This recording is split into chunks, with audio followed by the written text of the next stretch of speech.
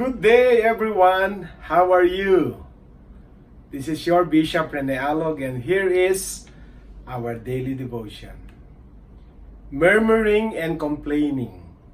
1 Corinthians 10 verses 1 to 13.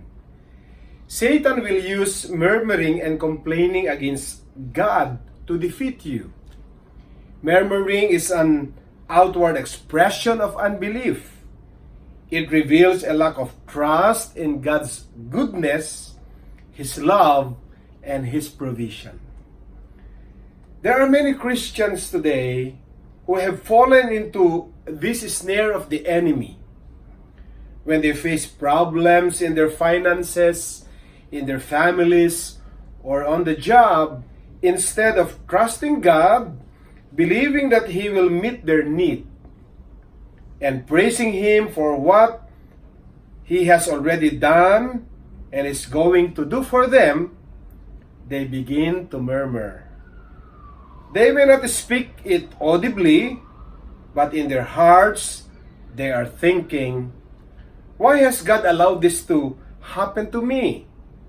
I'm tired of never having enough money to meet our needs. Why do our children always have to do without things they want?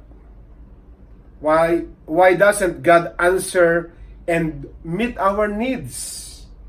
Has He forgotten us?" All these questions. Moses told the Israelites, "The Lord has heard your grumblings, which you murmur against Him. What are we?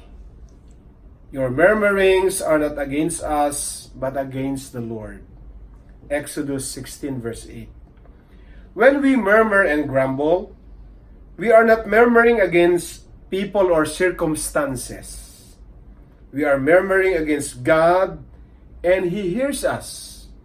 Not only does He hear us, but our unbelief hinders us from acting in faith upon His promises, and we cannot receive what we need. Paul used the example of the Israelites to warn the Corinthians not to grumble. He said, "And do not grumble, as some of them did and were killed by the destroying angel. These things happened to them as examples and were written down as warnings for us, on whom the fulfillment of the ages has come." 1 Corinthians chapter 10 verses 10 to 11.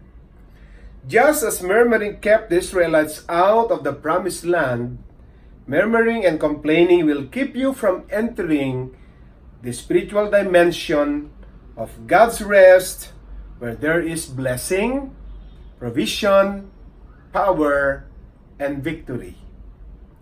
Beloved, let us make this declaration. Words of murmuring and complaining are no longer part of my vocabulary. I will express my gratitude to God for all He has done for me and my family. Amen. God bless us all, and Shalom.